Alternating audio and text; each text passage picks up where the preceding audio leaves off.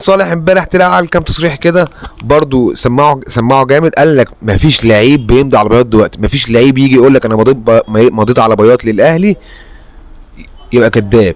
الكلام ده كان زمان، دلوقتي كله بيدور على الفلوس. والله يا كابتن محسن انا الصراحه ما شفتش لعيب دلوقتي من الاهلي طلع قال لك انا مضيت على بياض. الصراحه الكلام ده ايام ابو تريكه والناس دي وحسام عاشور والكلام من ده كان بيمضي على بياض، وابو تريكه كان بيمضي على بياض والكلام من ده. لكن دلوقتي مفيش حد من الاهلي قال كده خالص. والله يا كابتن يعني ليه؟ ما كله بيدور على الفلوس والمصلحه. حد بيفضل ان هو انا النادي الاهلي وانا مش عايز فلوس زي ما كان بيحصل زمان. لا لا لعيب دلوقتي مفيش انا بقولها لك مفيش.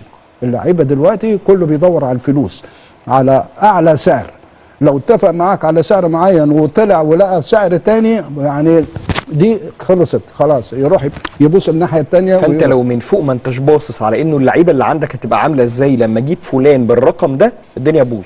انت دلوقتي عندك دي مرحله ثانيه. انت بص بقى التصريح ده من محسن صالح، قال لك ما كانش ليا صلاحيه ان انا اتحدث مع ماركوس كولر مباشره. ومحسن صلاح ده كان رئيس لجنه التخطيط في النادي الاهلي، قال لك ما كانش لي صلاحيه.